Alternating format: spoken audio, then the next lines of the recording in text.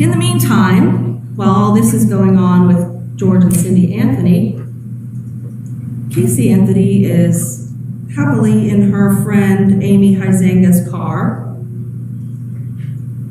because days earlier, Amy had taken a trip to Puerto Rico. Who cares? Casey has her car. You take us to the child and everything will be fine. We'll all go home. We'll all be happy. Let's stop for a moment. It's been going for about an hour and a half. Let jurors take a break. Want to take a recess? Okay. Reasonable doubt is not sprinkled throughout this case. Reasonable doubt lives here. Now I want to talk about the car. As I mentioned to you, actually, if you need a break, we can take a break. Members of the jury, you need your break now? Do this. Okay, you can continue. Go with it. All right. Incredible. They've got to present to you a case A to Z to prove their case. This is incredible, this part.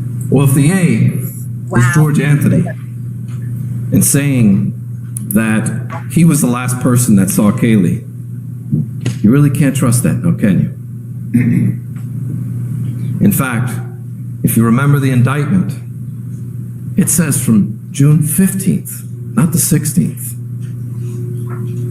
Makes you wonder if they even believe him. If you can't trust George Anthony, and they don't know how she died, if you don't have this, you don't have A, and Mr. Kronk represents Z, you don't even have that.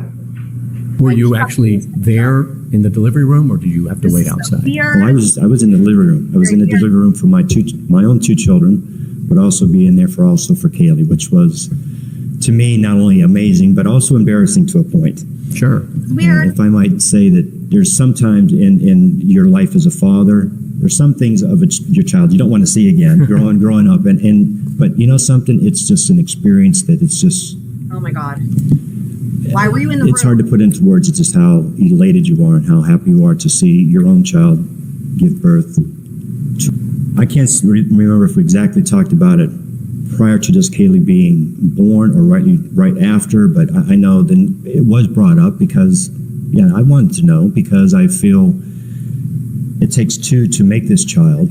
Was that a normal course of events for you to have some morning time with Kaylee? Well, absolutely. I mean, there would be times that Listen to the after way she'd be in Casey's room with her, she would come out and I'd take her first thing is to make sure that she would freshen herself up, brush her teeth, go use the facility around.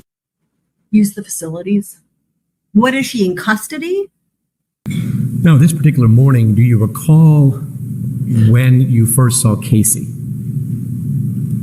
Probably could have been about 9, 10 o'clock that morning, roughly right around there, her just getting up and getting her day started and just, I can't remember exactly what she did to get ready that day for work or something like that. I know it was to me, it was a lot of precious time for me to spend with Kaylee. So whatever Casey could have done that morning, been on the computer, Oh my God.